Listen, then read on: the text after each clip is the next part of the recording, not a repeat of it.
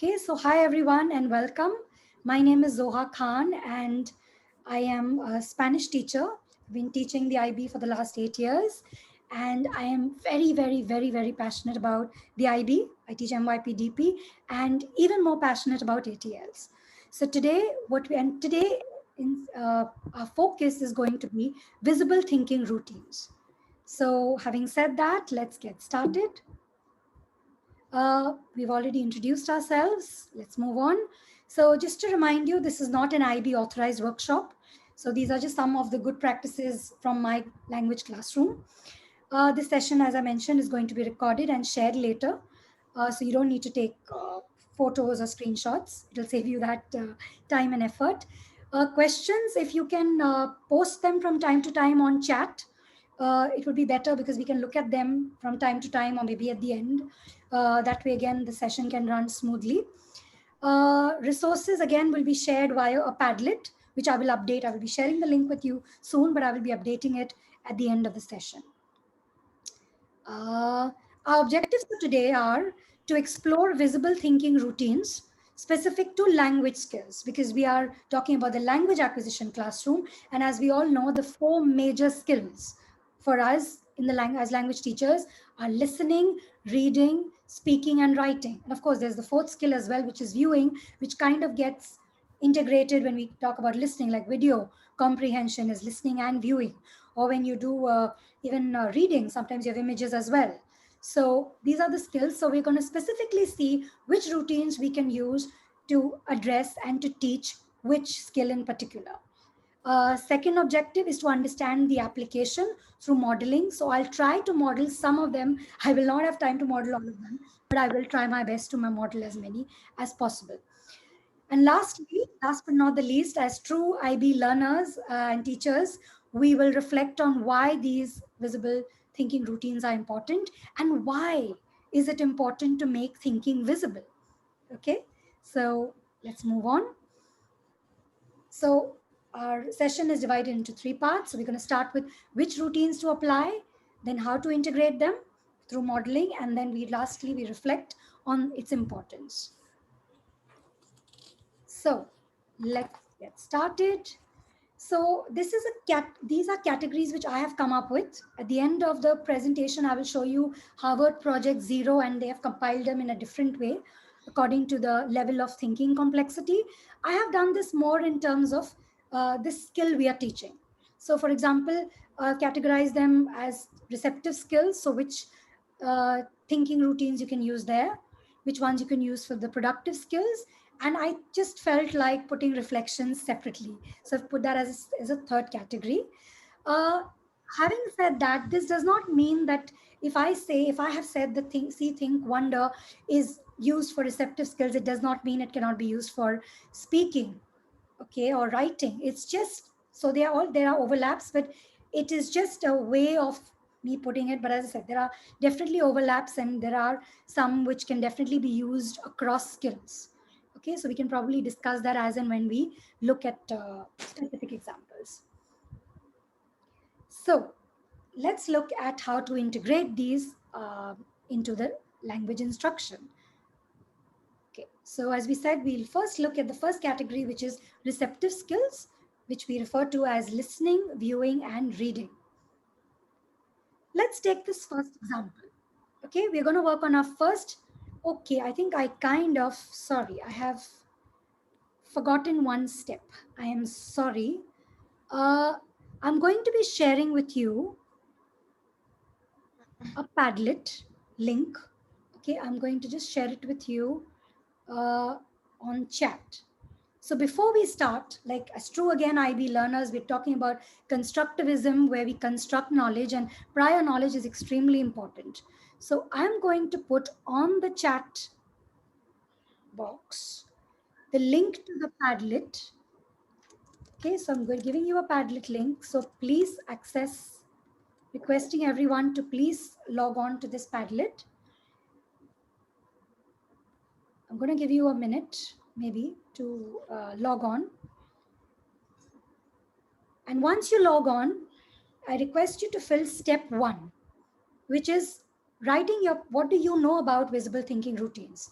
And if you could express it with using 3 words, you can with 2 questions and with one metaphor or simile. You could say visible thinking routines are like and whatever. Can you just give me a thumbs up to if you have been able to access the Padlet? Okay.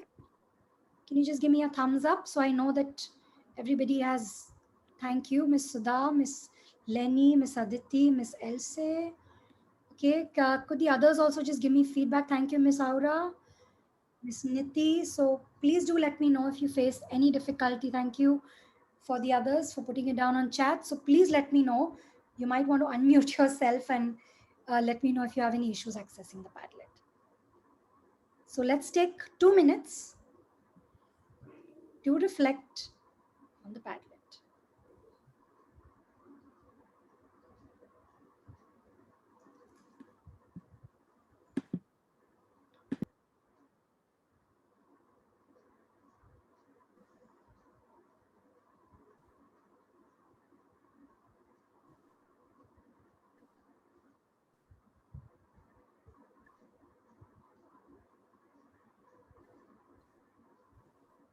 Miss Lenny says that her 3 words are engaging, deep, and creative. Thank you. Miss Sudha says provoking, interesting, organizing. Thank you for that. Miss Aditi says it's engaging, stimulating, and unique. Thank you. Questions? There's some questions coming in as well. Miss Lenny asks, which thinking routines are best for those with limited language skills? Phases 1 and 2. Thank you for that question. We'll try to address that during the session. How can we support non-language teachers in using thinking routines to support language learners? It's an excellent question, right? Because as the IB says, all teachers are language teachers. So you have a point there. Reflective, seeing more than it is shown. Thank you. Let's take another minute. Let's see if we can get some simile, a metaphor coming in.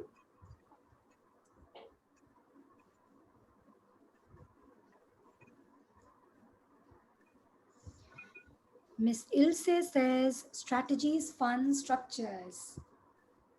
So happy to hear the word fun, Miss Ilse. Questions, how to best integrate them in the language acquisition class in order to maximize learning and understanding. Metaphor, they are magic. Oh, that's lovely. Thank you so much for sharing that. Magic.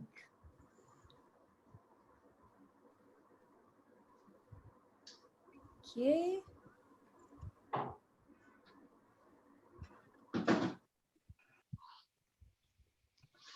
Backward planning, absolutely. Assessment, tasks, okay.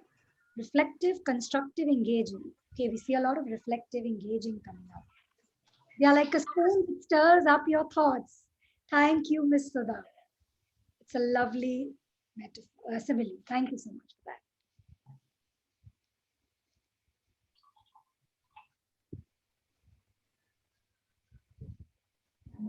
I think, Miss Sudha, I would like to add something to your spoon.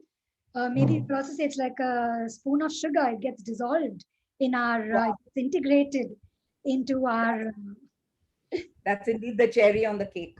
classroom instruction. High five for that. Okay. Exploration, synthesis, organization. Thank you. Motivating, engaging again coming up.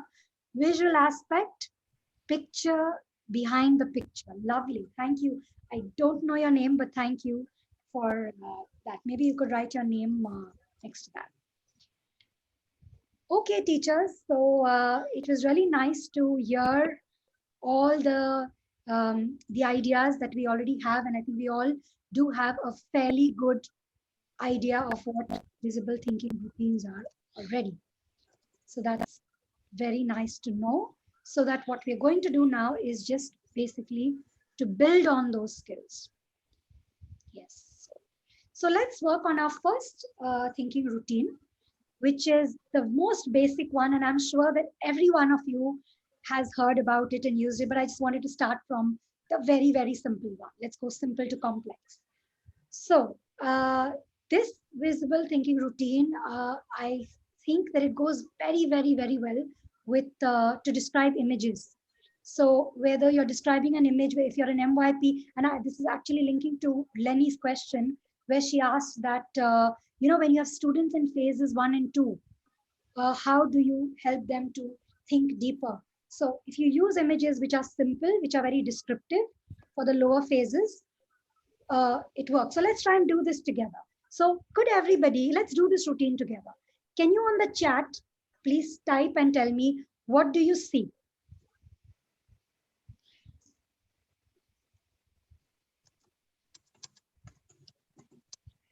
Okay, I'm probably going to stop sharing so we can, okay. Sorry. Back. Ashley, could you share the screen because then we could see the picture? I'll just do that in a sec. I just Yeah, thanks. Yeah. Does this work better? Yeah. So if you can put on chat and tell me, okay, what do you see? So let's all imagine we are all phase 1 students. Let's imagine if you're a DP teacher, we are ab initio students in the first 3 months of class. And if we are MYP teachers, let's assume we are phase 1 teacher, emergent. Okay. Friendship. Okay. Between the dog and the lady. Okay. A girl exercising and talking to her dog. I see a girl and a dog. Okay. Exercising and a dog is fondly looking on. What else? So let's only focus on what we see. Architecture plans, drawings, that's what we see. Thank you. Girl doing yoga with her companion, the dog. Lovely. Dumbbells. Girl at home relaxing in a room with her dog. Okay. See a young woman stretching out and smiling at her dog. She's really fond of her dog. Okay, so Miss Liz has already gone into what she thinks is going on. Lovely. So let's just remember that what do you see? Let's keep it only to what is very visible. But obviously, as thinkers, we all obviously by our mind by default goes into the inference mode as well. But those are some excellent ideas. Thank you, Lenny. Okay, let's move to the next step. What do you think is going on? Some of you have already answered that earlier. So in case you have any new ideas or the ones who've not shared, what do you think is going on? Please mute yourselves, everyone. No. I don't want to mute everyone because then I might not be able to unmute at the end. I think it is summer. Thank you. The lady is having a break from work or studies. Okay. I also see some specific attention given to the shadows of everything as if these are against light. Thank you, Miss Shelley.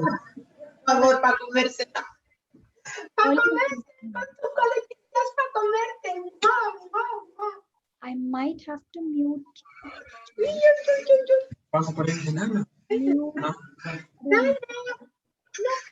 I think it's Miss Liz.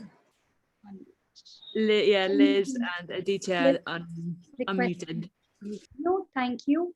She's at home. Okay, let's move to what does it make you wonder? So we said what we see. We drew inferences by saying what we think is going on, which was very much our personal interpretation, right? Let's move to the third one, wonder. What does it make you wonder? Okay, let's hear the wonderings. Let's read them. Sorry, not here. I wonder if she has a boyfriend. Okay, Miss Austra, that's an interesting one. Makes me wonder about what city is the girl in.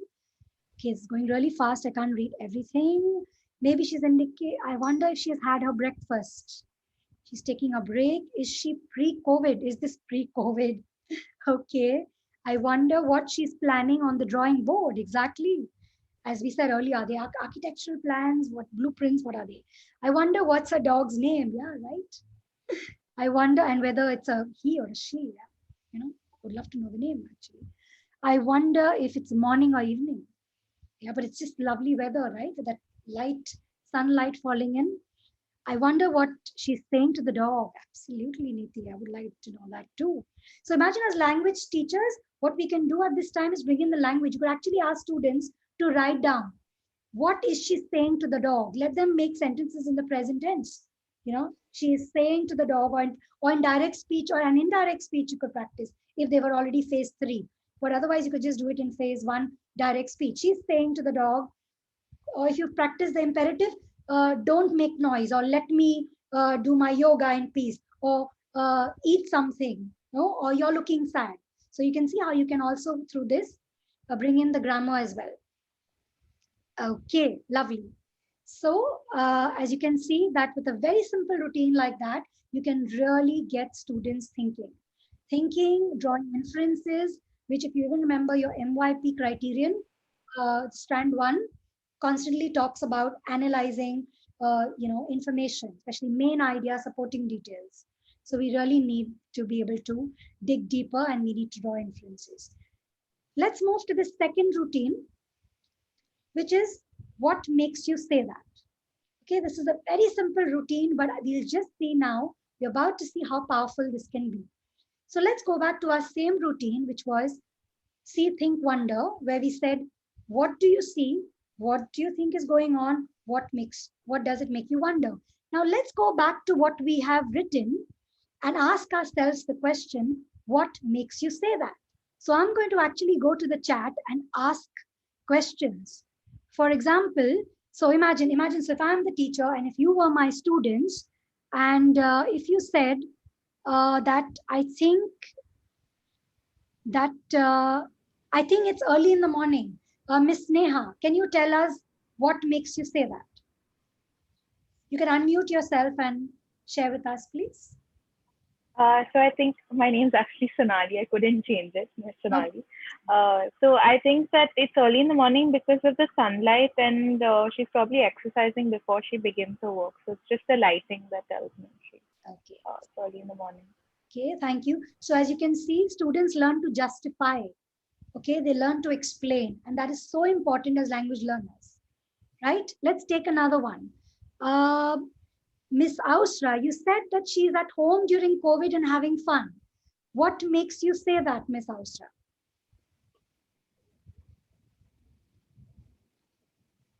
Miss Ausra, are you there? I think Miss Ausra, you're muted. So yeah, I'm muted myself. Well, I said that she's smiling at her dog. She's in good mood. She's stretching. She's not sad.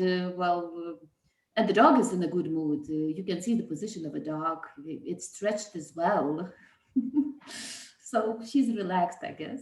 Lovely, thank you. And as you can see from Miss Ausra's explanation, which was she was justifying, she was explaining her reasoning with evidence. So, and that is very, very important in the language classroom, because we're talking about making it visible, because otherwise students will just say what they think. And how do they make it visible? So when they give reasoning and when they give you evidence, and can you see how much language came out of there? When Miss Ausra said that, she's feeling good and the dog is in a good mood, so they're going to be practicing adjectives, they're going to be practicing the present tense, they'll practice the present continuous. So these are all happening, and so much of vocabulary and ideas are coming out. And again, they are very simple because we're still talking about an ab initio for DP, or we're talking about phases 1 or 2, or basically phase 1. So the key here is always the image you choose. So if you pick an image for the lower phases, for a phase 1, which is more descriptive, and then you can kind of also draw inferences, you'll hit bullseye. Miss Lenny, I think you have your hand raised. Yes, please. I love that image. I think it's beautiful. Where do you usually get your images from? Okay, so that's my little secret. It's Pinterest. I love Pinterest. Me too. Love Pinterest because, and the good part about Pinterest is, and even in DP, it helps me a big deal, because when you find something complex for a concept, and once you save it, it automatically gives you a lot of other suggestions which are on the same lines. So I absolutely adore Pinterest. What I'll also do is, in my Padlet, I will be sharing the links to all these images. So y'all can also access them, and some videos which I'll also be using, and maybe some of my Pinterest boards. Share them with you all at the end as well. Okay, so we can follow you on Pinterest. Sure. And we can all stay connected. Let me ask someone who has a wondering. Uh, okay. Uh, I wonder if she lives alone. Could Miss Deepika, Yes, yeah, give us a reason for why you said that or wondered that? because I just see her alone. So I'm assuming that she's alone. There's nobody else with her, and yeah. So that's what's made me ask that question. Okay, Of course, it's possible that the rest of the family is outside, but in another room. That's also possible. right. Okay, so as you see that just with a simple see, think, wonder, when you add this other routine, which is used for reasoning with evidence, bringing in so much more, you're bringing in depth and you're bringing in more language. I want to take one more question. Let's practice this one, where Miss Niti said, I wonder what she's saying to the dog. Can we all try and say something in the imperative, giving an order, command? Let's see what options we get. So let's say that she is saying to the dog, and what is she saying? Let's see what. She's probably saying, do you also want to try yoga with me? Oh, yes, come do yoga. Yeah, let's do yoga together. Okay, go away. Okay, maybe she doesn't want to. Good girl, good boy. Okay, fetch the dumbbell. Okay, yes, why not? Let me exercise. Then we will go for a walk. Yes. So lovely, you're getting them to use the command tense, which is imperative, and the future tense. Then we will go for a walk. Excellent. So see how you can easily bring in the tenses, because I think by the end of phase one, we do teach them the future. And if not the future imperfect, which is I will do, at least in Spanish and French, we teach them I'm going to do this, which is also the very easy way of,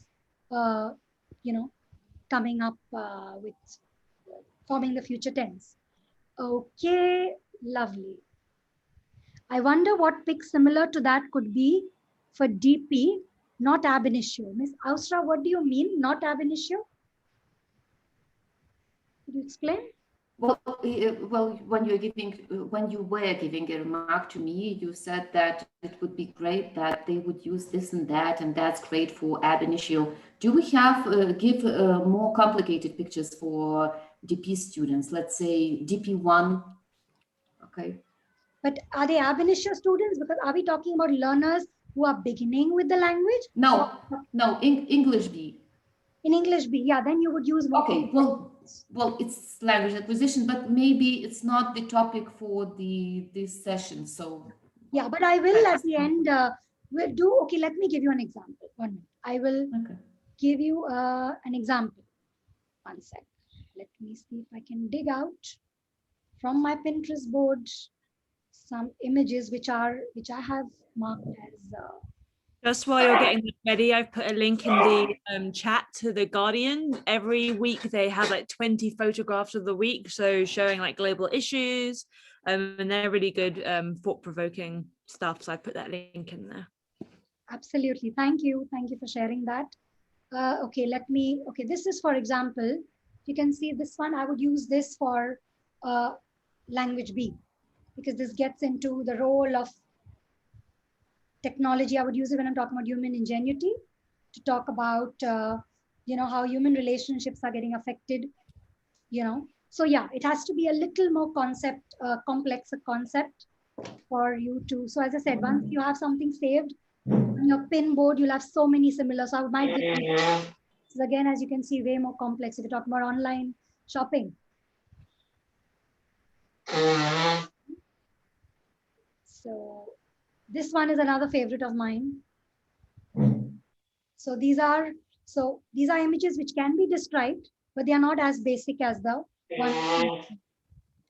Okay, so let's move on. So we spoke about the routine, what makes you say that. Let's go a little deeper now, and let's move on to our variation, where we are asking students specifically, what do you see? Because till now, all the answers I got from you all was what you saw. But imagine if you're watching a video, and which you're going to do that now. We're going to watch a song, maybe not the full song, sorry. time bound a little bit. We're going to watch a song, and I'm going to request you all to tell me what's going on, okay? And what do you hear or see? Hear and see, because see we kind of practiced a little bit with the images. Read we are not doing because we are not actually doing a reading comprehension. So let's watch and see what do we see and hear. I'm going to just share my screen. One sec. Okay. So we go. Let's watch.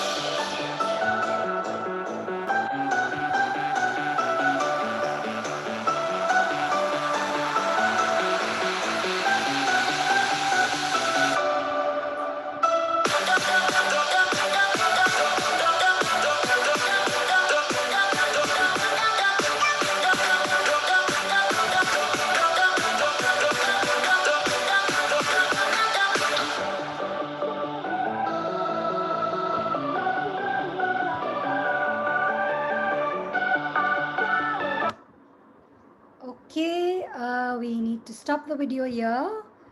So I can already see that some of you have already started answering the question. So the question is, what do you see and hear which makes you, so what's going on and what do you see and hear that makes you say that? So I'm going to give everyone another 1 minute. For those of you who yet have to answer, you see a masked expressing his emotions through music. Sorry, I forgot to type, man. Okay, no problem. Hiding from people, person being bullied, made fun of, unpopular person trying to fit in. Lovely ideas there. Okay. Counterculture setting a new trend. New York Times has a weekly feature. What is going on in the picture? Thank you, Miss Elsie, for sharing that. Made new friends. Okay. Can you tell me what do you hear? Can someone think of what they heard? I mean, I know that this has really gone a little fast, but can we focus on that? That what did you hear? In case you did, otherwise it's okay. Were there any words we could pick on? Otherwise, I could just, let me just maybe take a second or two, because we would allow students some time. We would imagine this was MYP, when you're doing objective A, visual comprehension, though we call it oral task, it still very much is listening and visual comprehension. So let's just put the subtitles. It says, I'm so alone. So we're trying to find.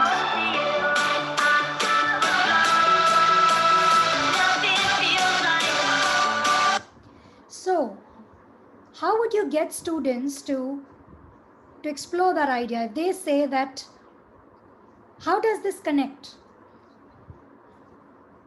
would someone want to unmute and say, what do you think is going on, and what do you see and hear that confirms your hypothesis? I think, Can I can say I say, something? there are some students who, they feel left out if they don't conform in a particular way, and then they don't know whom to turn to, So that feeling of being left out is there a lot amongst young people. They have this, which is why they like to sort of stick to each other in groups. If one person is different, then he or she would be ostracized. Uh, but we see at the end that this guy is actually quite creative, and because this girl is following him and she's peeping through the window and she finds him mixing music, so he may be masked, but he's not somebody you can look down upon. He's actually quite creative, quite talented. So that kind of a thing. Thank you. Thank you for sharing. Miss Lenny and then Miss Niti, and then we can. So I wonder, when we're watching the video, probably what most of you did was what I did, is that we really focused on him. I wonder if we could, with our students, like talk about the role of those other people who are being bystanders or who are actively bullying, and get students to reflect, have they ever been in that situation where they have stood back, or where they've teased someone or been mean, instead of just getting them to think of the role of being marshmallow, we're getting them to think of the role of the other people. Could be cool.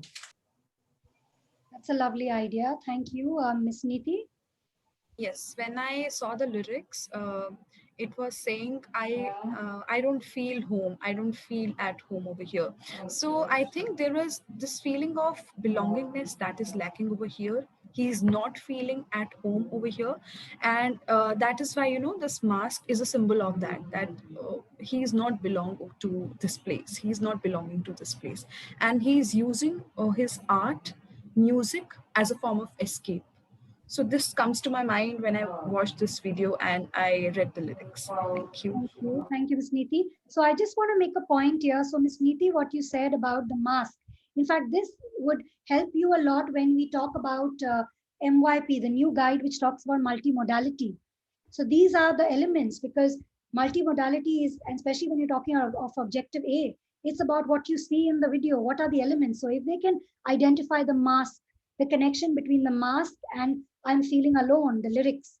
So these are connections, because if you remember, strand 2 talks about analyzing conventions, and strand 3 is analyzing connections. So these are the kind of elements which we need to exploit by asking these kind of questions. And what Miss Lenny said about the perspectives, you can also, there's another routine which we could use after this one, which is for perspective taking. And I'm going to come back to what you said about the bystanders, the people who actually, the spectators, the ones who are bullies, and the ones who are also, just raising their voice. So we can link it then to perspective taking, which has a whole lot of very interesting visible thinking routines. So let us move on now to this. So we are talking about the same video. We are on the same topic, same stimulus. Let's move to the third routine, which is how does this fit? It's again a very simple one. Okay, can we answer this question? How does this fit with what you already know? So if we said it was about bullying and it was about someone trying to fit in, can we on chat write down how does this fit in with what we already know?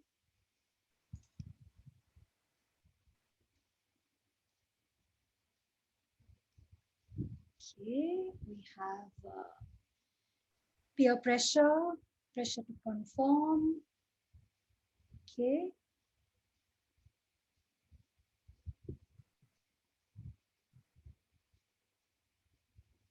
Any other ideas? Do you think students can make connections? Does this remind you of strand 3? When you say make connections to your personal experience. What could a student say? Imagine you were a school student, you were an MYP or DP. And if you had to think of something that you know of from your own experience, own life, commonly at school, in the classroom. Okay, thank you. Different stages in life. You're right, actually. It's not only specific to school and college. I think one can get bullied at any place, even at the workplace, right? Unfortunately. When someone stands out, exactly, right? We know that pattern, right? It's so deja vu for us. Happens a lot. Okay. Can someone connect it to some other movie or some other song or some other incident? Could you just type it? Can someone think of a more concrete example of something? Maybe a movie.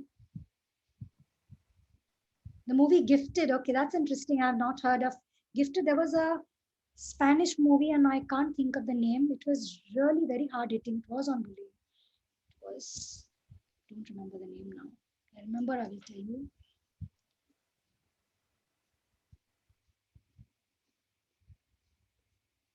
Padman.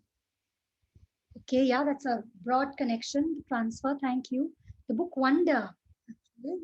Japanese drama Nobuta, lovely.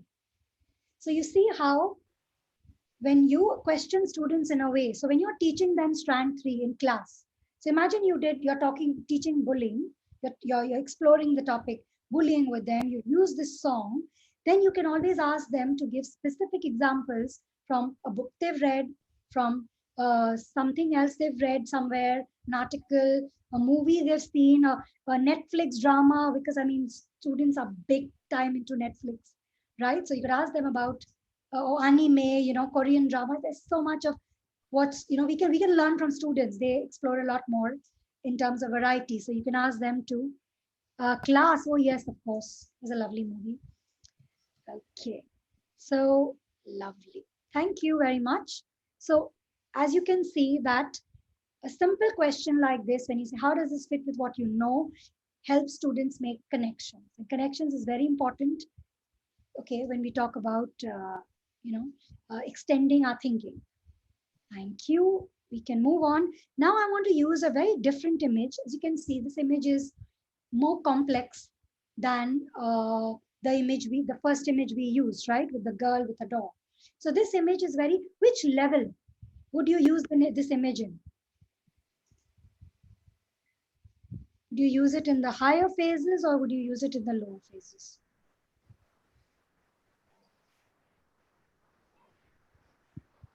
Okay, maybe someone can just voice that opinion or put it on the chat, whatever works.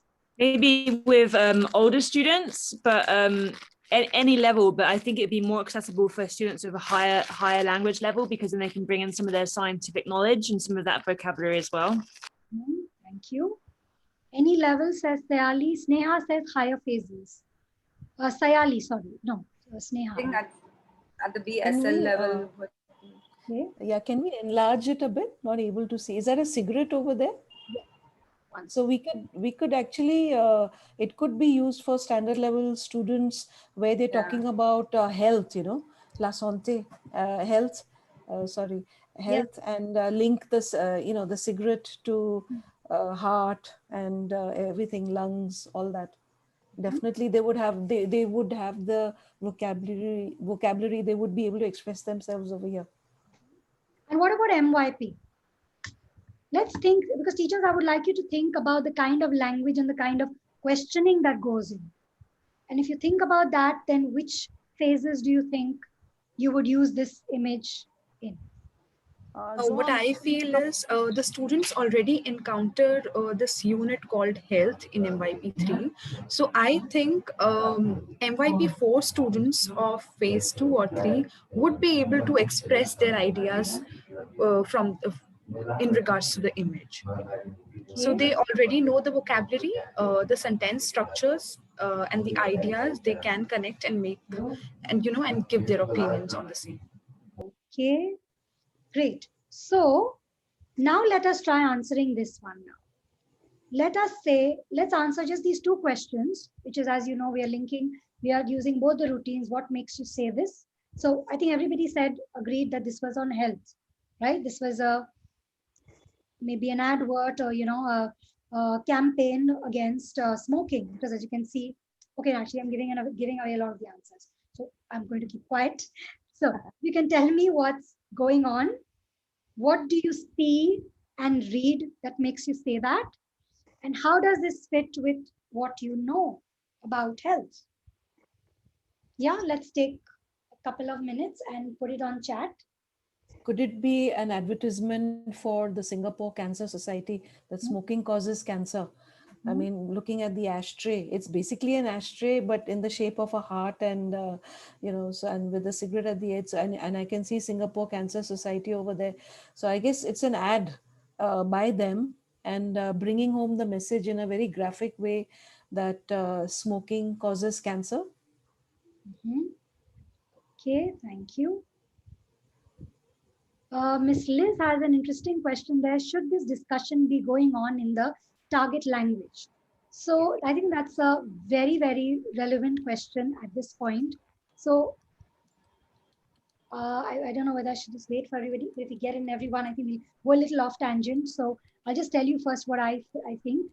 I think that that's precisely why I would use this image in the higher phases, like phase 3 onwards. I would use it for capable or proficient, because of the kind of language you would need to describe. And not just language, I think you would, because when you're talking about health also, you're talking about addiction, which I don't think you're going to talk and address in phases 1 and 2. So not so much for the image part of it, but more from the complexity of health, because health could also be exercise, right? In phase 1, I could be teaching health and say, oh, I eat this to be healthy, and oh, I exercise.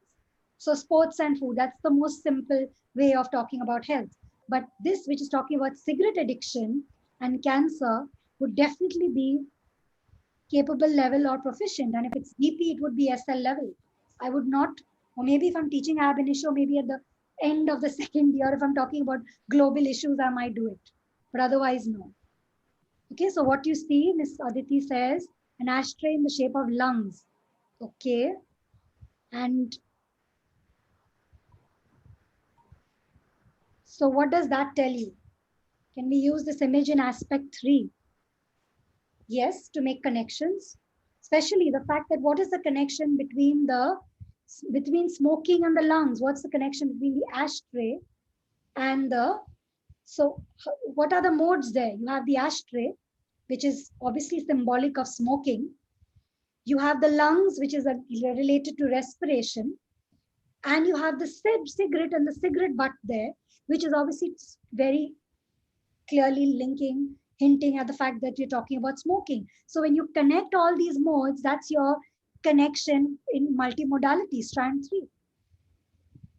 Those are the connections you would build. So coming back to, again, MYP, because I know multimodality is new. We keep talking about it that we yet don't know enough. So I think when we are practicing, we need to definitely choose our images very, very, very carefully.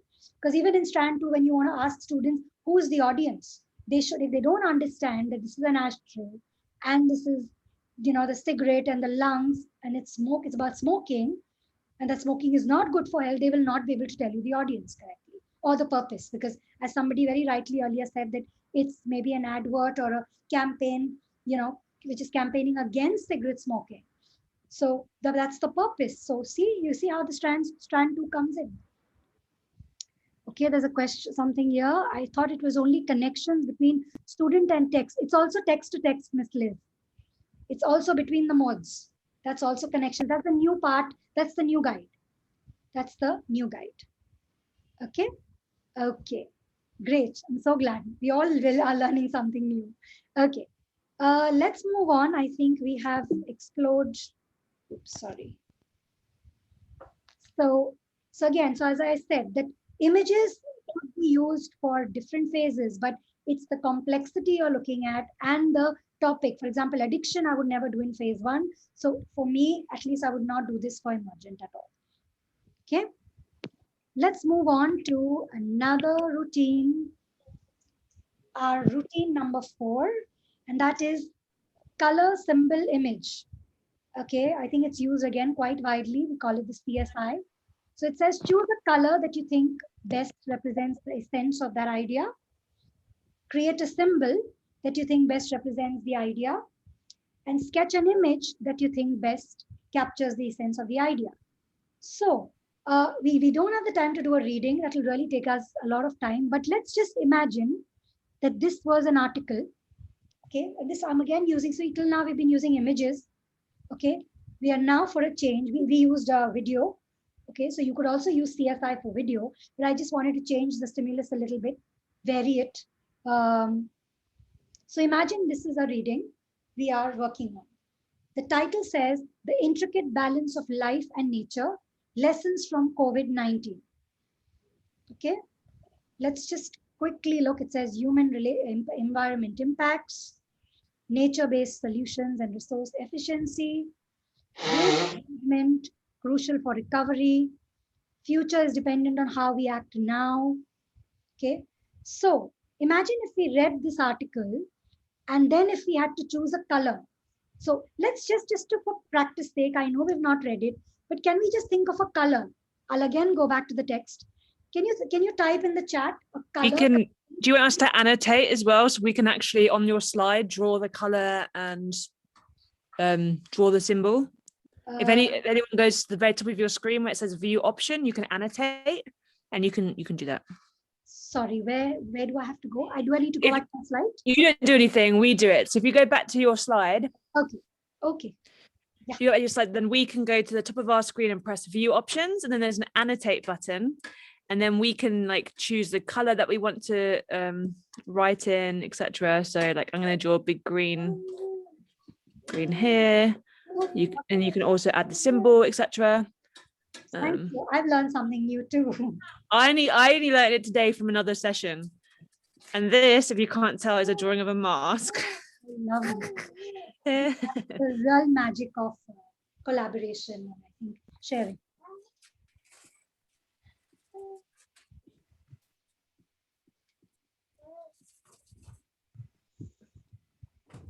Okay.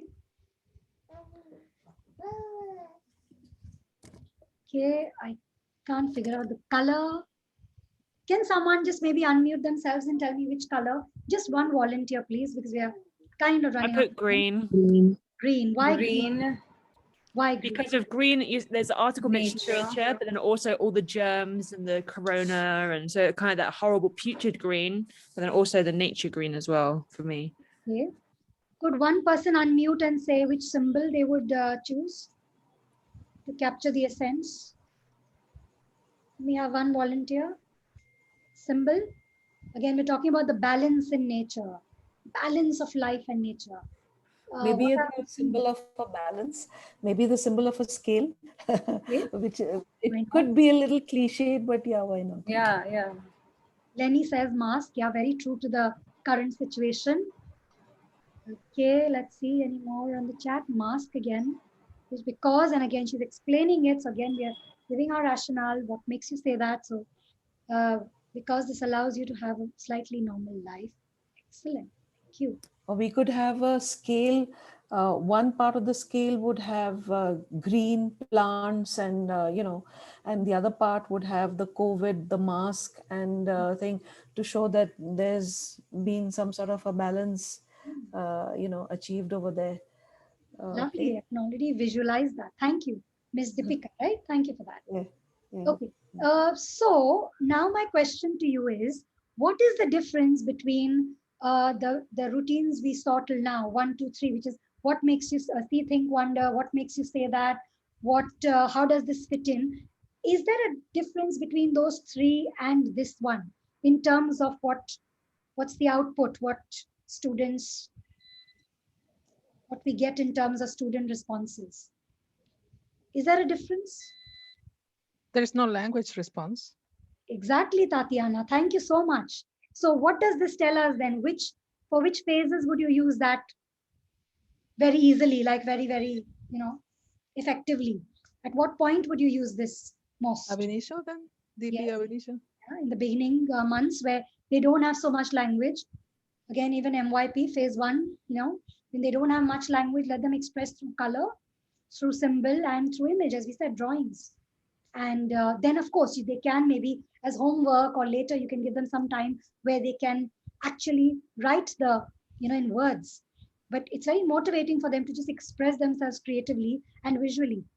And as we know, right, that the brain, using both sides of the brain, when you're bringing in color and you're bringing in symbols and symbols, images, and Zoha, I know in the first example of the routine, when you gave us see, think, wonder, you then expanded that by saying what makes you say that. So for this, you could have what makes you pick that, and then they have to explain their thinking as well. So that will add the language element. absolutely, exactly. Why did you pick this color and not another? So exactly. Thank you very much, Lenny. In fact, I had really never thought about that one. It actually extends it because you think, okay, you chose this, explain that, and why, you know, did you not choose another color? Like why? And you could probably even as brainstorm, to bring in other ideas. Like what if you chose, so if someone else chose I mean, you brainstorm, I mean, when you're sharing, if someone else says, okay, I chose a brown or I chose a black or a gray because future is dull or, something like that. But even if you had lesser students, so which means that lesser ideas, lesser colors, then you could give them a color and say, hey, if you were picking red, what could it mean? Somebody could say, okay, it's danger, nature is in danger. So thank you very much for that, Lenny. I have a question here. Suppose we are dealing with a language standard level student, for foreign language, and that student has a limited vocabulary. So, and they have to do this picture description, give a detailed analysis. How do we get them to do that? Because their vocabulary is limited. I'm talking about foreign language, not English. Yeah. So I think what you can really do there is, do a lot of, keep forgetting what's that word, for loading. What is that the term? For something. I can't think of the word. Is that front loading? Sorry. So basically what you do is you have to provide it. That's the only way out. So they will not know the words. So you have to give them. So that's the term used in linguistics. It's in pedagogy, front loading. So when you know you're going to work, say for example, you're going to be working on nature, right? So though they are SL students and you feel the level is not so good, and you're doing a topic as complex like sharing the planet, and you're going to be talking about the ecosystem, the environment, etc. So you'll have to give them a whole lot of vocabulary. You can give them sentence structures. So sentence stems would really help. Requesting others to thank you.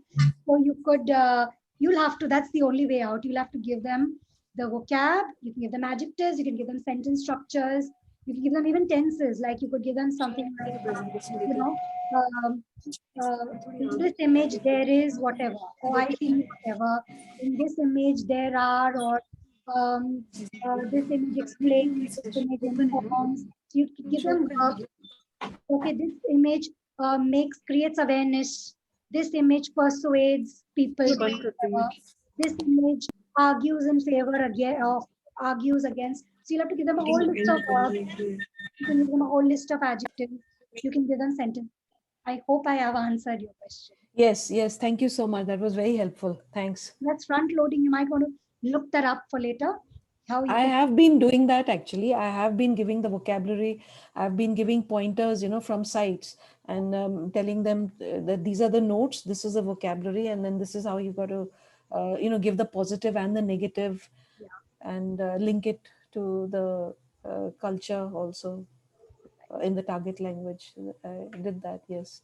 But vocabulary was given, and I had to give a lot of points because they were not able to, not able to think of all the angles. This was a topic on migration, so what is a thing about migration?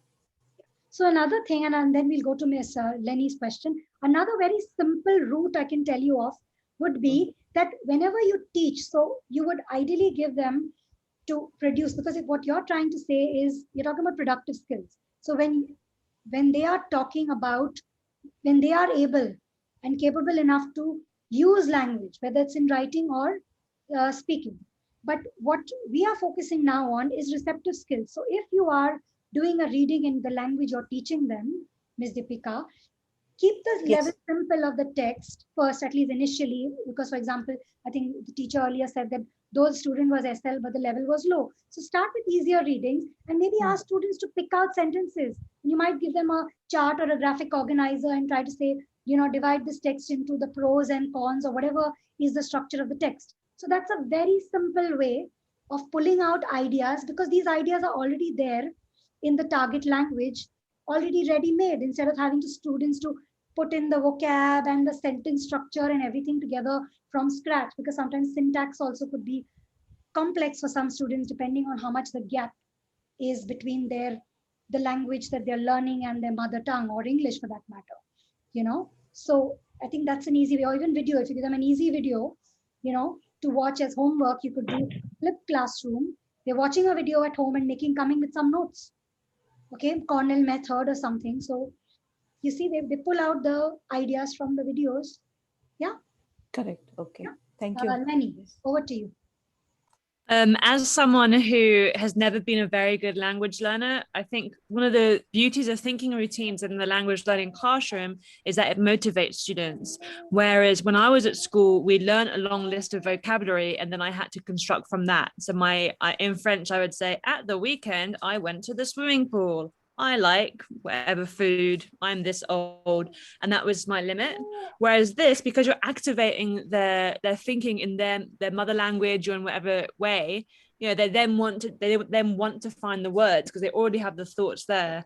Whereas I find, like, if I try and even think in French now, it's very much like je voudrais du croissant, like it's like Lego bricking things together. So I think this kind of switches it. It really motivates students. They want to know how to express themselves because they've drawn a symbol of a globe, so they want to know the word for a globe, or they've drawn the symbol of a mast, they want to discuss it. Absolutely, I totally agree. I think there are some people who have added their views, extending from what Lenny has said. So it's memory with creativity blended together. Yeah, I think that kind of synthesizes what Lenny was talking about.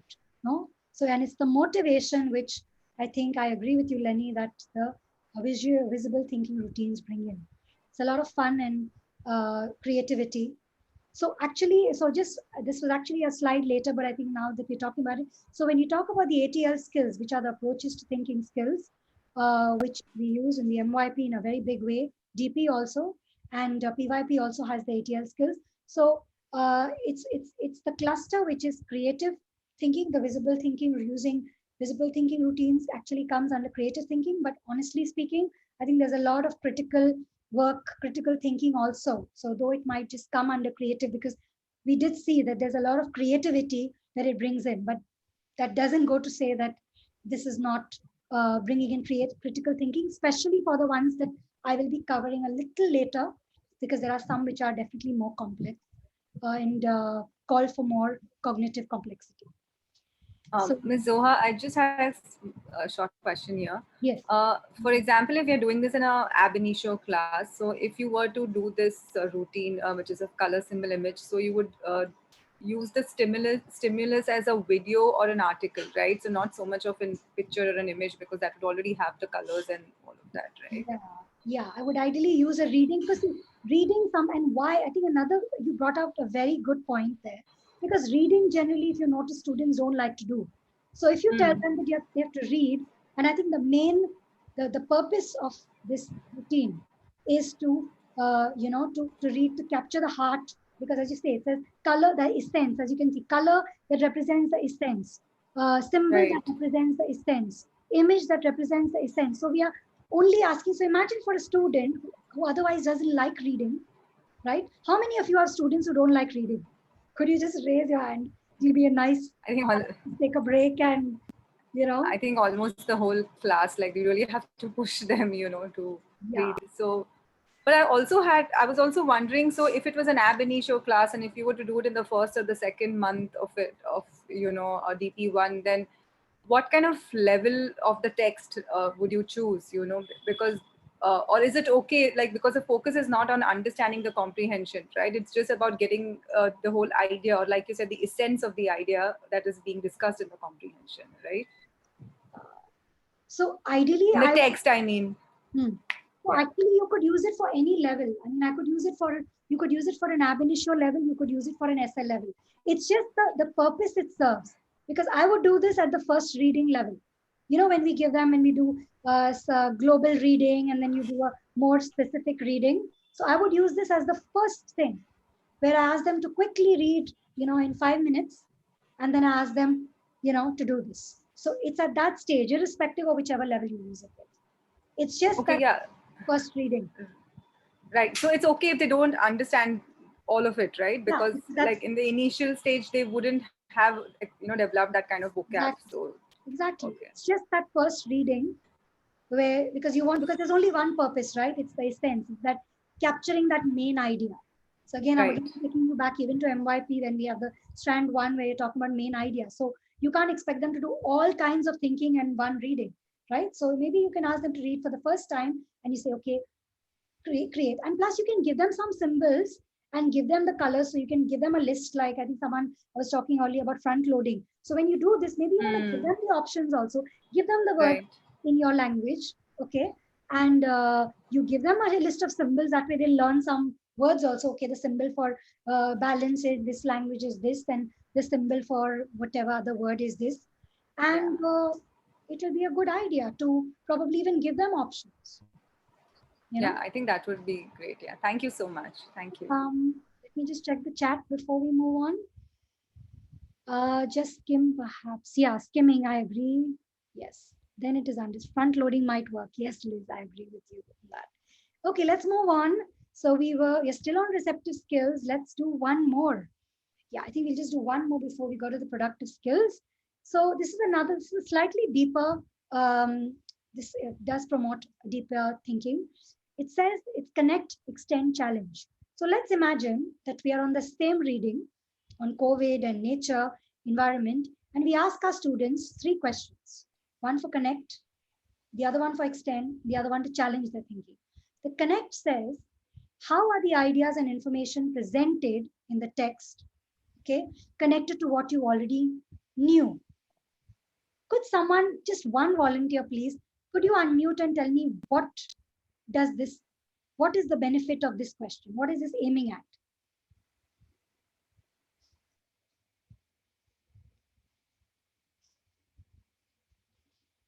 Yeah, someone? What does this question try to get at? Okay, let me look at chat. I think we have an answer there. Okay, thank you, Lenny. I have it as my third last slide. The routines, Harvard Project Zero. ATL skills transfer. Okay, yes. Activating prior knowledge. Exactly. It's the connection, you'll say, between the students' prior knowledge and what they have read, okay, or viewed in case it's a video. Extend. The second question you ask them is, what new ideas did you get that extended or broadened your thinking in new directions? So what is this question aiming at? The first question says, okay, I already knew this. This reminds me of what I knew. Now we're asking, how does it broaden your thinking? So what is this doing? Inquiry. Mm-hmm. Mm-hmm. Okay, that's for challenge. Okay. Well, I think it was pretty obvious, right? The very fact that the word says extend, we want to extend the students' thinking to say, okay, what was new in the video? Because in the first one, you're saying, what was it that you already knew, right? Connections with what you knew. And now you're saying, what is the new part that you discovered thanks to this reading, to this stimulus? And the third one asks them to challenge, ask them what, it's a wondering again, right? What challenges or puzzles come up in your mind from the ideas and information presented. Why is this important? Why is it important to question students about their thinking? What does that do? What happens when we question them? When they come up with questions? Would someone like to unmute and just share? One volunteer? I'll be brave again. I guess it's linking that to inquiry, right? We want to be doing inquiry-based classrooms. So this is a great way for them to start generating the questions and finding their interest in the subject that you provided or the stimulus that you provided. Absolutely. And it can also, as you said, lead to then more interesting inquiries and lines of inquiry, right? There's a chat, inquire, make connections. Thank you. Okay, so this is, as you can see, definitely a more complex one than the easier routines we saw. Okay, we were going to do 3, 2, 1 bridge, but we're just going to kind of skip it because we'll come to that at the end. So excuse me for that. We will come back to this a little later. Let's move on to productive skills, which, as you know, are speaking, viewing. I mean, sometimes it's interaction also. We listen and speak, we view and write. So it's all kind of interactive. I think I should have called it interactive skills, productive and interactive skills. So the first one here is Chalk Talk. Uh, I remember the first person who I ever watched in action doing ATL was Miss Gillian Ashworth, and I'm a huge fan of hers. She was our director at one point, and I remember her sessions with Chalk Talk, and I think nobody ever does it better. And I think the beauty of Chalk Talk is when you have those chart papers. I think you can just forget about this for now. When you go back to the physical classroom, as you can see, this image very clearly, represents the fact that you have students going around using different colors, using a lot of arrows. But having said that, you can use Jamboard if you like. If you're using the Google Suite, you can definitely use Jamboard to again, or I'm sure there are other mind mapping tools which you could use as well, but nothing honestly like the pen and paper, chart paper for Chalk Talk. Could someone tell me what is the purpose of behind this visible thinking routine? What does it make visible?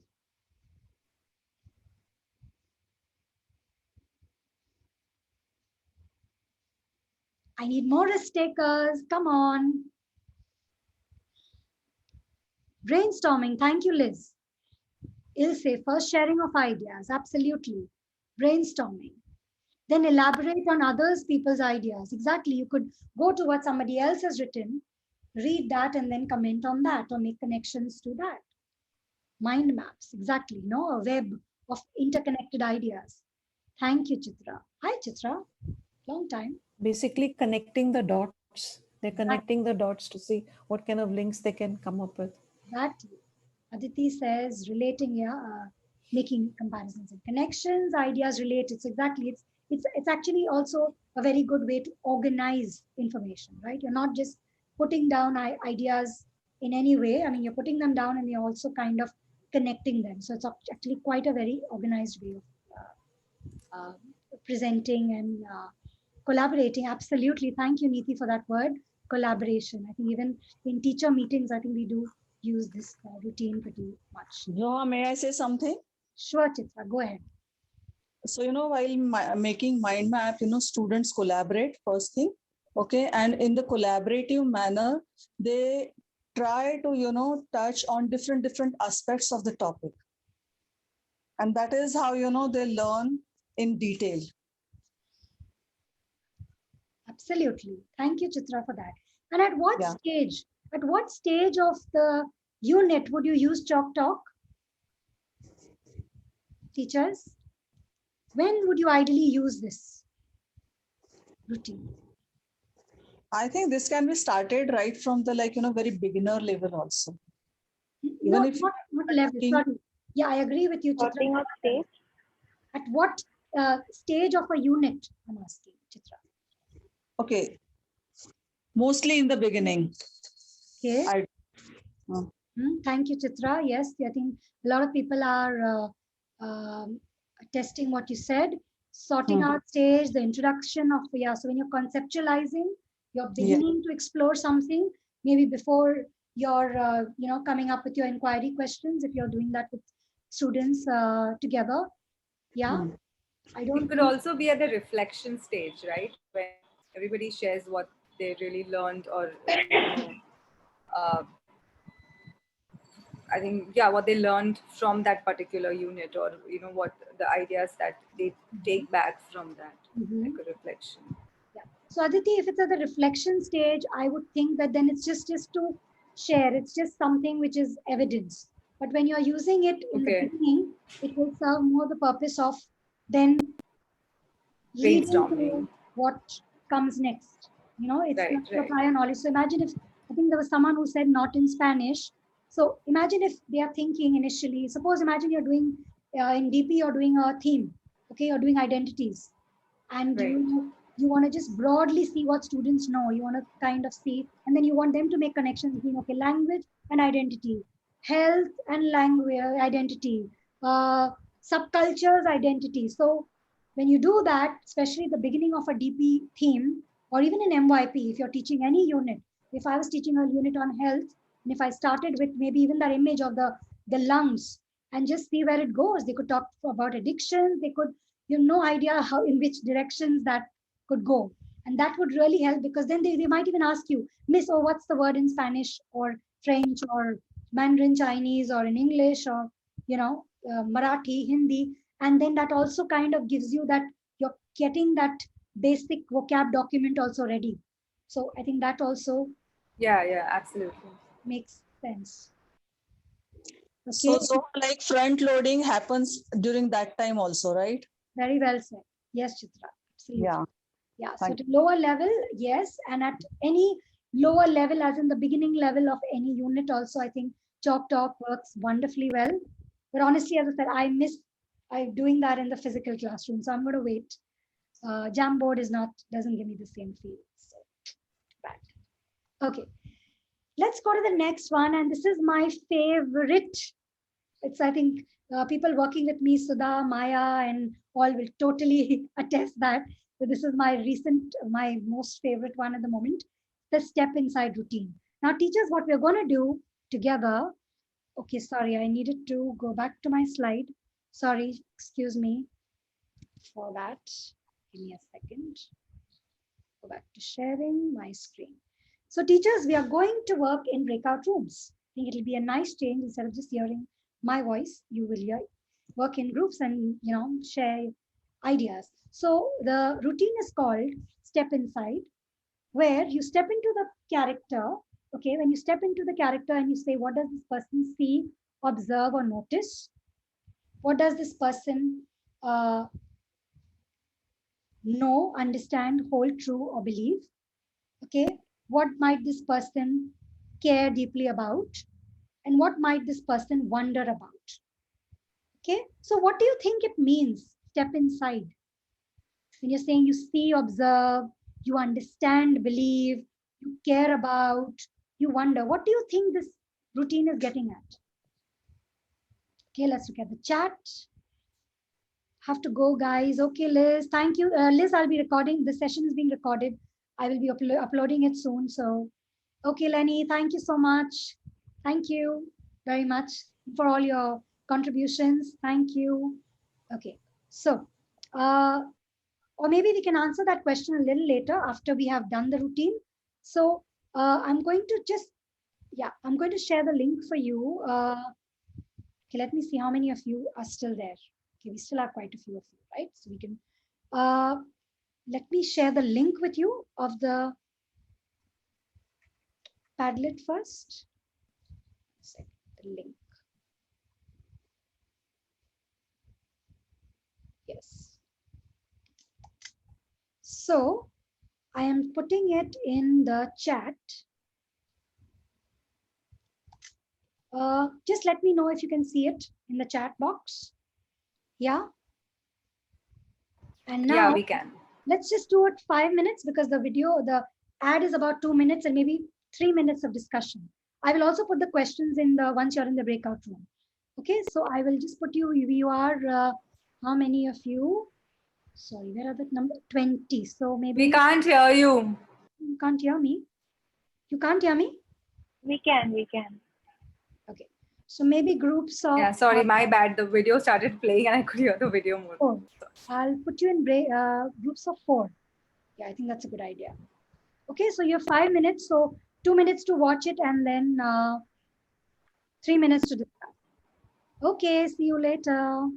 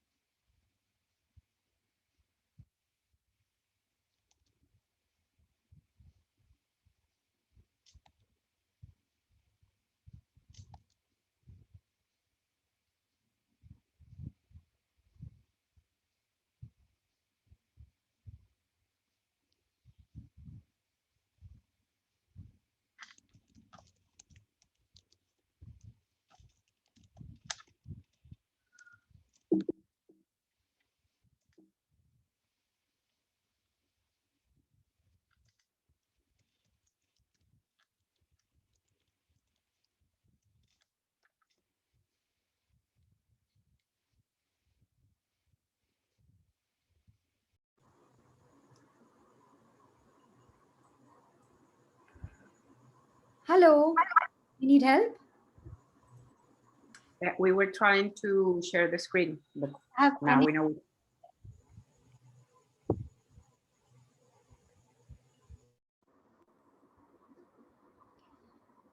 Miss Ahab, do you have any problems joining the breakout room?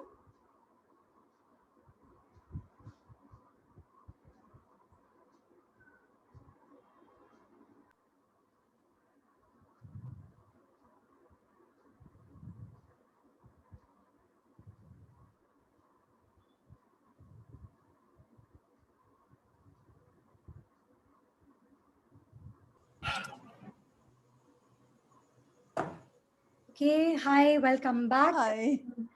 Sure, that was like a very Hi. rushed experience of being in a breakout room, but what can you tell me about this routine? Would someone just like to unmute and share? Miss Zoha, actually, we were just discussing the third question and then we have to return over here. So, what we have discussed is, I guess, Aditi, Sneha, and Miss Maya. We were there in the group, and also Miss Sakshi, sorry. So, what we have observed is, first of all, this person is trying to fit in this group. This American, he doesn't belong to the group. Every other person sitting on the table, around the table, is Chinese, I guess. And however, this person is English and he's trying to be respectful towards the group by he is just assuming or holding it true that by gulping down the food, uh, he would be able to show that, you know, he's liking it and then be respectful towards the culture. Niti, sorry, I'm sorry to interrupt you here. So when we are doing this routine in the class, we can definitely spend a good 15-20 minutes just asking students to use the language to say what they see and what the person believes. And I think but what do you think is so what I want you to, and I'm going to probably rephrase my question. When would you use this routine and with what kind of stimuli? So that is what I want us to discuss here. Uh, when would you use it to do what basically? And Could we use it to show a cultural context, like compare your own culture to the culture? I mean, probably show a video of a culture of the target language and then compare it to your culture. absolutely, when you're talking about differences, right? Cultural differences. Yeah, cultural The difference. IB talks, in every, even in the mission statement, it's constantly talking about intercultural understanding. And I think videos like this, I think could really, where we're talking about a culture clash or a culture shock, can really explore. Thank you, Austra is saying that she agrees with me.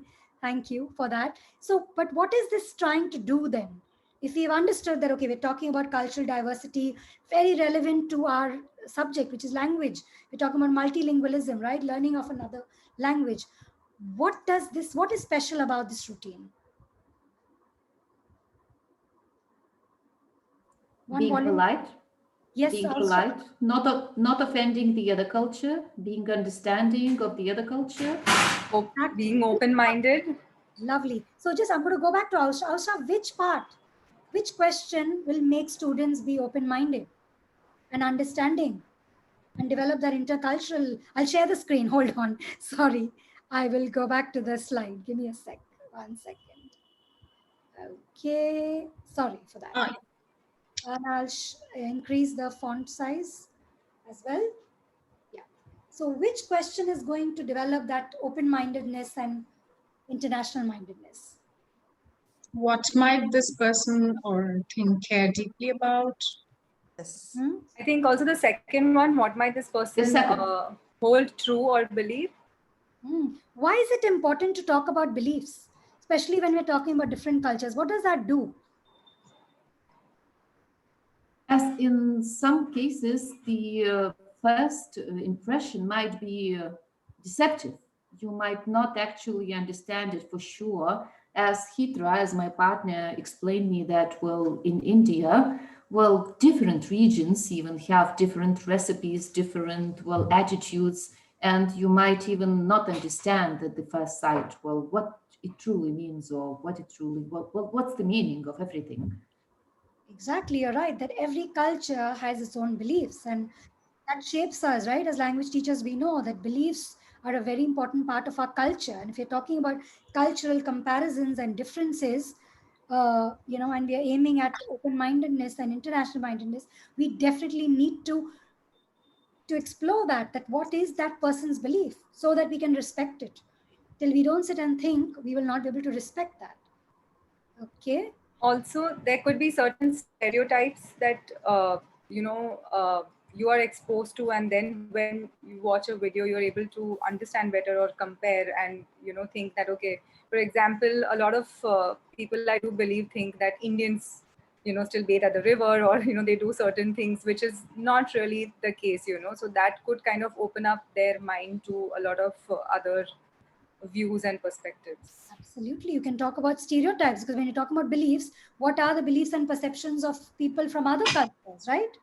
Whether Yeah. it's about the Chinese, whether it's about the Japanese, whether it's about Indians, whether it's about Africans, whether it's about any race on this planet, right? So I think I think we've come up with some really good ideas. So Step Inside is really a wonderful routine, as you can see.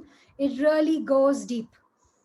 So I really recommend, and ideally when you have more than one perspective, so this basically is used for perspective taking. So if you're going to have a stimulus which is only talking about one perspective, then this is not going to really work. I mean, not that much, not that effective. When you have more than one, it really works well. Okay, with that, let's move on to the next one. And I'm going to kind of go a little faster now. It's already 10 p.m. India time. Okay, so another one very similar, which is again similar, I said, because it's again talking about views. So we are again talking about perspectives, is the circle of viewpoints. It's a very simple one, as you can see. You have three questions. So you could do it with an image. You could again do it with the video as well. So imagine if I was the Chinese person, the Chinese delegates from the home country. Okay, so I could say I'm thinking of the topic of cultural diversity or cultural identity from the point of view of the Chinese. Okay, and my view is that whatever that if a person finishes the plate means the person has really liked the food and I should be generous and okay, I think Miss Lee, are you still there? Miss Lee, are you there? Because you teach Mandarin Chinese, it would be very interesting to hear your perspective on this. Are you there, Miss Lee? Could you unmute yourself? Yes. Hi, Zoha. I put a message. I think just in response to your question, I will use this at the beginning of a new unit when I introduce something like eating etiquette, table manner in a like Chinese traditional culture. This would be a really inspirational YouTube clip. I think this is really funny, but in the same time, it's has a significant I think it's really good to engage students with this and ask them questions. So it's also coming up inquiry into students by this YouTube. So yeah, well, thank you so much for giving me this some time ago. This would really open a new horizon for me. Thank you. Thank you so much for sharing. And especially since you're teaching the language, in question, I think it was very interesting. It was very much needed to hear your views. So thank you. You're right. The fun element, because it's a very interesting ad. It's a short clip. So I think the more interesting our video provocations are, I think the better they work. So you could, and since it has the cultural element, you're right, you could maybe use it to contextualize the unit, on culture and identities, as you rightly pointed out. Thank you so much for sharing that. Thank you. So you could do that and say, I'm choosing this topic from this perspective, or maybe from the British men's perspective. Then you could say that I think, and you describe your point of view. Then you say that, you ask a question that you have. And then when you wrap up, you say, what new ideas do you have now? So what do you think this question, what is the importance of this question at the end? We've already taken one person's standpoint and gone deep inside that. Why do we have to ask that question? What new ideas do you have which you didn't have before? Someone would like to unmute and share?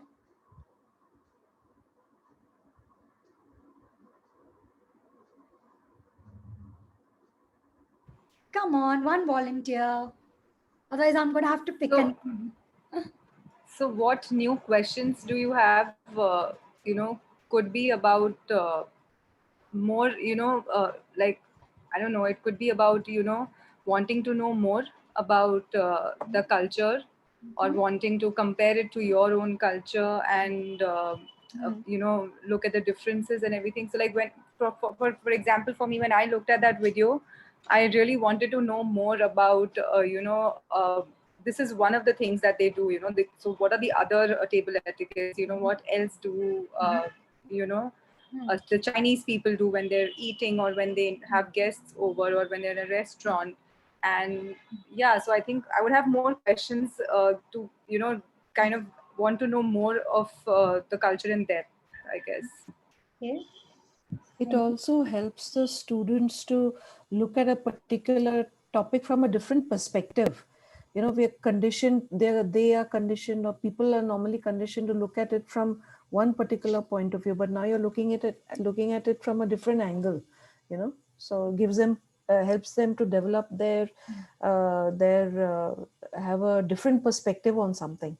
You're right, and I think I'll pick on that word, the new. So I think it also it's comparing what they thought, which is their preconceived ideas, their prejudices, Yes, or the correct. stereotypes. So it's Yeah. also going to make them realize that I used to think that so and so person from so and so nationality or culture was like that, and I'm narrowing the that. gap.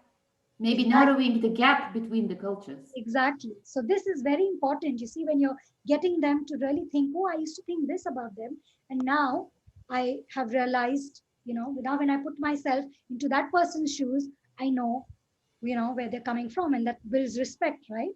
So thank you. We will move on to the last routine for the day for the productive skills, and this is the last 10 minutes of our session. So we're really drawing close to a close. Another one really complex. We won't have the time to do it, but I'll just take you through it quickly. This is a deep one, and as you can see from the image, which level would you teach that use this image and this routine, which is called the 4 C's. The C's stand for connections, challenges, concepts, and changes. Which level would you teach use this routine in?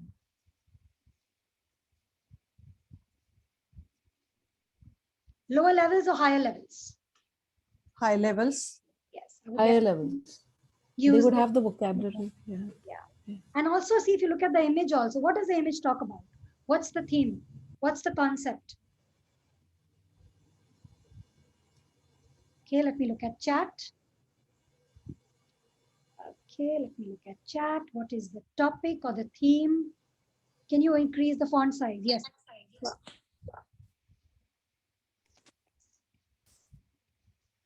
What do you think are the concepts or the big ideas or the key ideas? Can you put it on chat, please, everyone? HL, I think I would do it in SL level also. In fact, I do use this in SL.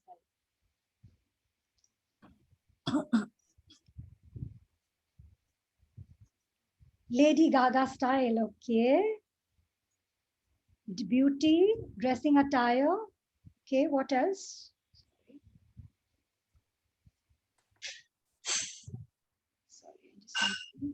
Sorry, just give me a second. What's the matter?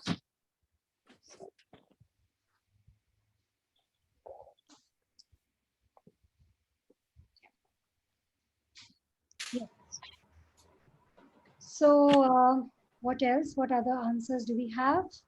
Identity, two sides of the coin, more specific tattoos and the meanings. You could be talking about, diversity, subcultures. You could be talking about, culture, right? The identity. Yeah, I think identity roles, absolutely, right? Especially social identity, right? What are the prejudices? Absolutely, I agree. So this really goes deep because you ask them to make connections, you ask them to challenge, you ask them to draw out the key concepts, and you ask them the question, which is what changes in attitudes, thinking, or action are suggested. Okay. So we unfortunately don't have time to get into this a little deeper. But sorry, Ms. Zoha, could you give us an example of when you see the last one, the fourth one, what changes in attitudes, thinking, or action are suggested by the text? So in this context, as in, I don't know, could you just elaborate a little more on what do you mean by that one? okay, would someone like to share before I share my view? What do you think would be the answer to that question? Attitudes. Would someone else like to go before me?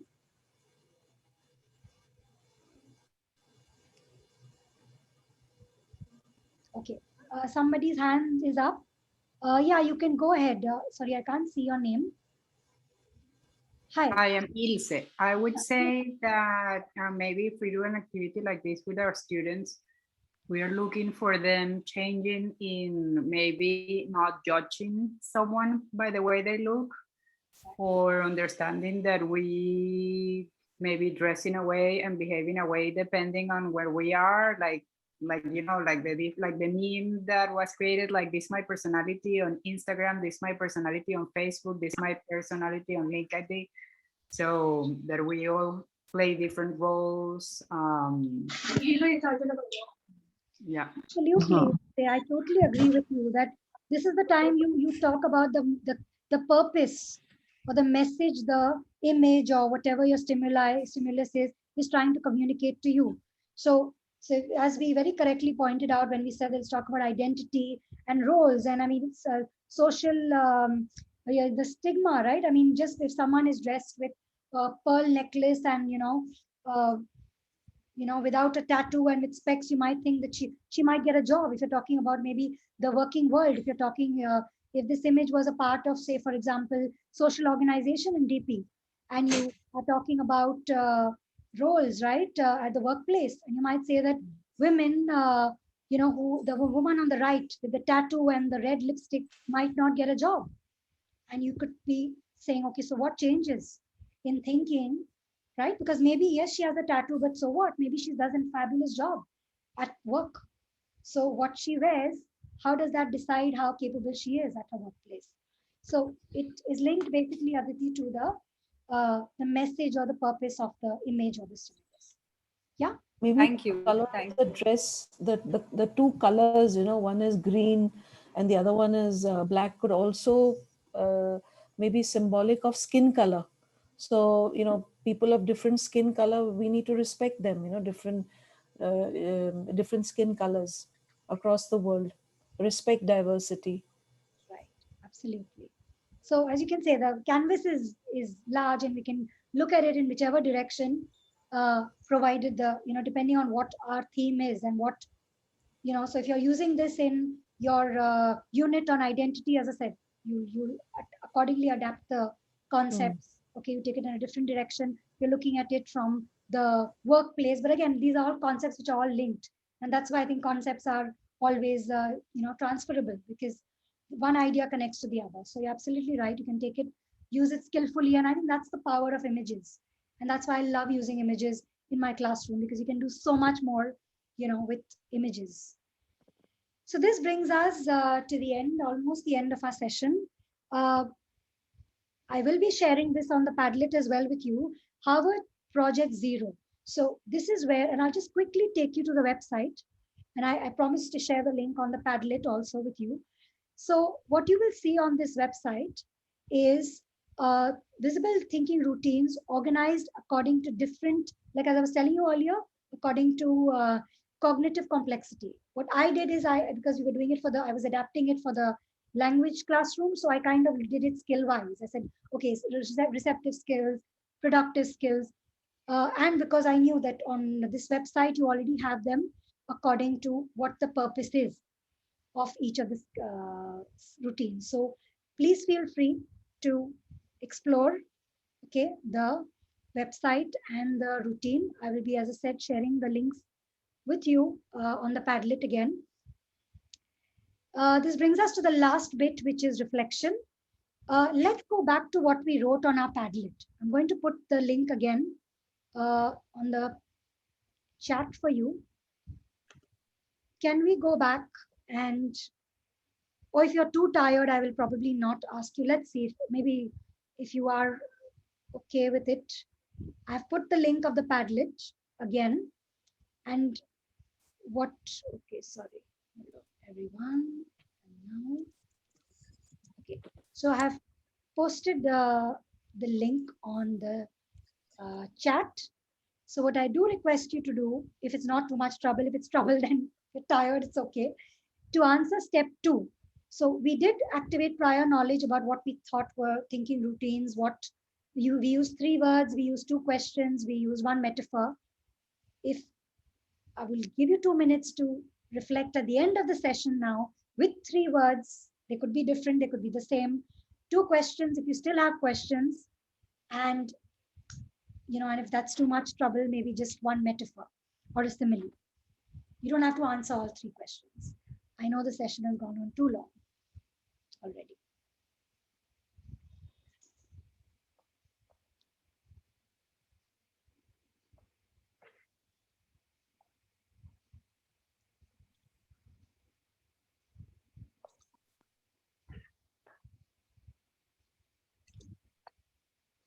Okay, I have they exist in all classrooms. Thank you.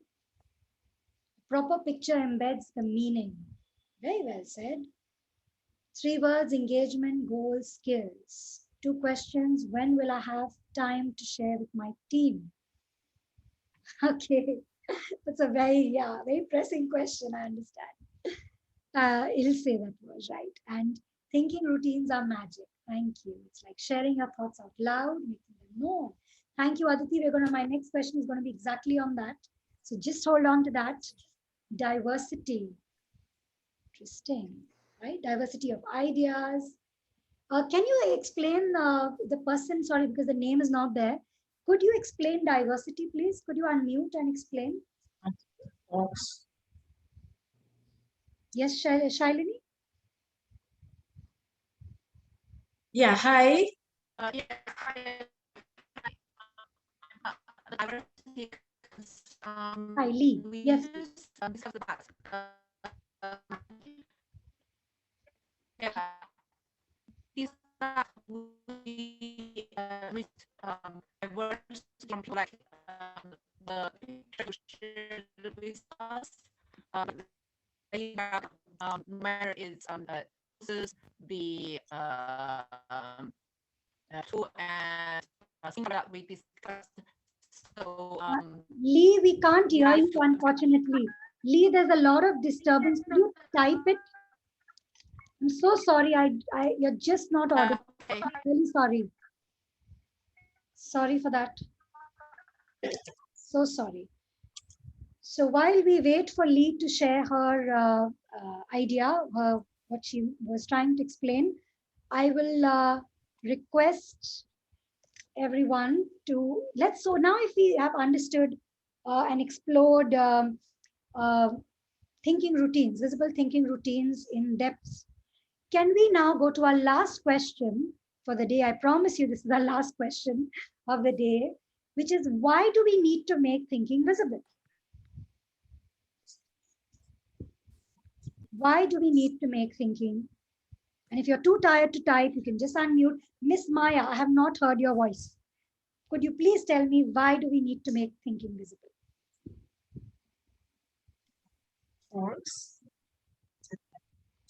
Maya, could you unmute, please? It will help students to learn more thing about concept and context. Both thing. But why do we need deeper? But why does it have to be visible? Who needs to see it? What's the advantage of making it visible? It makes students engage with different activities. It helps them to understand it using different activities, because I had your session where I learned to use this visual thinking, and I really experienced very good when I use it to my students, like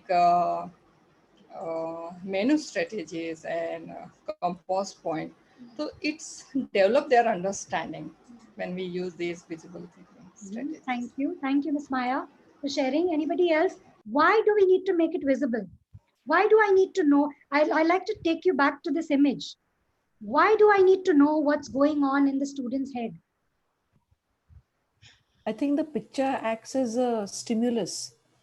It gets them to really think, rather than words. The picture it stimulates them to think and to think critically.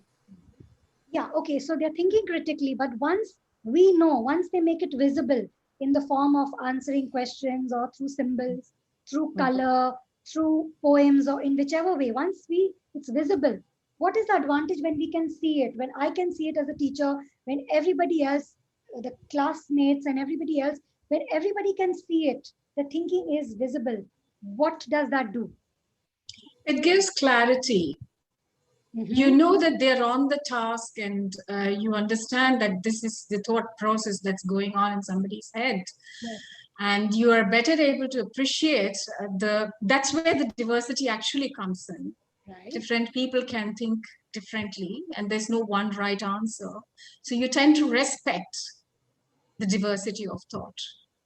Lovely, Ms. Shalini. I'll also pick up two very clear keywords there. Process. See, you're so right that it's thinking process. If I know what my students are thinking, I can even work on their misconceptions, right? Even when we talk about manage back, there's always one part about misconceptions. So you're actually checking what are they thinking, and then once it's visible, I can try to change that thinking through visible routines, like when you say, okay, the 4 C's, or when we want to challenge stereotypes and we want them to be more open-minded. So till we don't know what's going on in the head, and if they just answer and we just accept the answers and don't question it. So questioning, I think, and listening to students' answers and reading what they do when they share, I think is extremely crucial for us language teachers, or any teachers basically, when we're teaching routines. Because when we listen, we know, because they're making it visible, and we can hear for even, and it's formative also feedback for us, right? We know whether they are on the right track, what I've taught them, is it going in the right direction? What do I have to tweak my teaching as well? So if it's not going to be visible, I will never know, because I in my head, that there's that saying, that I teach is not equal to students learn. Because I might in my head think that, oh wow, I thought and it's done. But how do I know? I have to keep checking what they learned.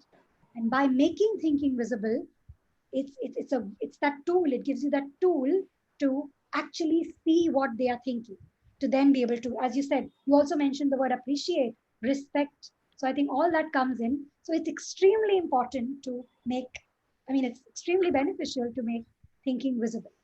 Okay, so I will end on. Yeah, I think when you do this activity also, you start off with the prior knowledge, and then you see, what their prior knowledge was and what they have gained over the process, and now how it has changed. So it also helps you to track their progress, like you mentioned. Absolutely, absolutely. And how their thinking has changed from where they began. So, yeah, absolutely right on that. So I really like this quote by Albert Einstein, which says that education is not the learning of facts, but the training of the mind to think. And I think as IB teachers, where we follow a learner-centered approach to teaching and learning, I think we would agree to that. And if we understand that when we admit and acknowledge that we are doing learner-centered teaching, then we have to teach ATL skills explicitly. And the thinking routines is one very clear, as you see, if you look at the ATL skills in your MYP guide, it talks about, when you talk about thinking skills, it talks about critical thinking, creative thinking, and transfer. And as I mentioned earlier also, that though visible thinking comes under creative thinking, it's a lot more than that. It also helps you think critically and transfer. Remember, we kept talking about connections. That's obviously transfer. So with that, we come to the end. Just wanted to share this slide as well because I used slides, this template. I also, this is my bibliography. And last but not the least, I want to say a very big thank you for your patience, for your active participation. For Thank you to you. Thank you, everyone. Thanks, Zoha. Thank you so much. Thanks a lot, Zoha. Extremely so much, helpful Zoha. and very. Thank you so much. It was lovely. I have a question. Yeah, one second. Anybody having a question can wait on. I will be updating that Padlet. So please make sure you copy that link somewhere because I don't have your email IDs. I will share my email ID on the chat. If you can just, so in case you have lost the Padlet link or anything of that sort, you can just email me and we can stay in touch. Okay, so I have shared my email ID. Yeah, so thank you all. And if you have questions, you can, yes, definitely stay back and ask me. Yes. Chitra, you had a question? No, Zoha, I was just about to tell you that it's so nice to meet you on this virtual platform. After so long, we are meeting, and I'm really very happy to see. Shucks, I'm not able. Zekula, bonjour. I will put it on in caps. Should I put it in caps for you? Would that be easier to read? Sure. Yeah, Shailin? Just put it in caps. Yes, there you go again. Yeah. It's hola from the Spanish because I'm a Spanish teacher, and bonjour from the French. Bonjour because I was also, and I am also, not a French teacher as well. Still. So yes, thank you, Ilse. Muchas gracias. Thank you, Ausra. So much. Thank you. Thank you so much. Thanks a lot. Thank you. So I'm going to actually get in touch with you later if it's okay. Thank you. Bye-bye, everyone. Bye-bye. Thank you again. Bye. Thank you. Thank you so much, Zoha. Thank you. I'm so sorry I got disconnected. No problem. Thank you. Nice meeting you after a long time. Yeah, thank you, Neeti. Thank you, Bye-bye. Betsy. Take care. Good night. I have a question. How can we access the recording? I will be putting it up, I think, on Lenny's website, where you found the details of the website. I think Lenny is going to share it. There's a folder where I'm supposed Or maybe on the Padlet as well, if that's not a problem. Yeah, sure. That's okay, great. Thank you so much. It was a great session. Thank you. Bye-bye, everyone. Thank you. Bye. Thanks a lot. Bye-bye. Take care. Bye.